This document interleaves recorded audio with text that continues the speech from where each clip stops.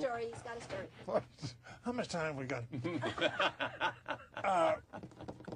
I had a 6 o'clock clause in my contract, and I used to walk at 6 o'clock. I remember it well. If you remember, Sid. And Arthur Freed, the producer, came on. He said, I was in my room taking him and getting shouted at 6 o'clock. Because I had spies all over saying 6. Garbo used to have a maid who dropped the handkerchief. That was at 5 o'clock. She went. Gable, 5 o'clock. I said to him once, Clark, I knew him, Clark, how do you feel walking off a set at 5 o'clock? What the hell does he have to go home to? He said, I feel like a heel. Oh. I said, what do you do when you get there? Anyway. So Arthur Freed came in and he said, they're waiting for you out there. I said, well, let him wait. I said, I'm here at 8:30 in the morning ready, and another actor, sure best nameless, comes in and has to get up on the boom to check the shot before he puts his wig on. And God rest his soul, Gene Kelly had to check every shot. That's why he was a great director.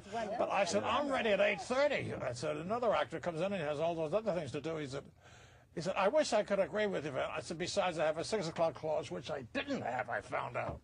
In the middle of a guy named Joe, I had this smash up in the car outside of the studio. They took care of that. Yeah. And so they let me go home at 6 o'clock of it. And I thought automatically it was in my contract. I thought Jules Stein or Lou Wasserman had got this clause somewhere. Well, they didn't. But I walked anyway. But it was very frigid around that set for the rest. Sid was the only one speaking to me. Do you remember this walking out? You know, Vincent Minnelli was a fabulous director, and he wanted perfection. And they wouldn't let us make it in Scotland, so we had 2 big stages. And Vincent himself would be planting the flowers and the trees in the mornings. You remember that? Because he wouldn't shoot unless it was perfect with his eye. You know, the set director, he wanted everything perfect. Well, it would take hours. And we did very long, involved shots. And finally, at the end of the day, around 6 o'clock or 5:30, 4 sometimes, he's ready for the first shot. Okay, now we get all set, and we're all ready to shoot, and, well, that's gone out the door. Oh, that's funny. Do you feel like a heel? No, not at all. I spilled my blood from 8:30 till 6. That's an honest day's work. I always came on knowing my lines and everybody else's. And so what would you do when you went home?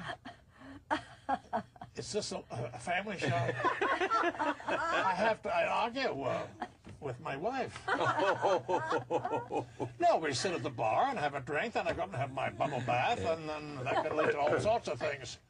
And then it's a family show. Yeah. And then I'd have dinner on a tray and go right to bed. I thought because you had to be ready at 8:30 the next morning. Ready? I get up at 5.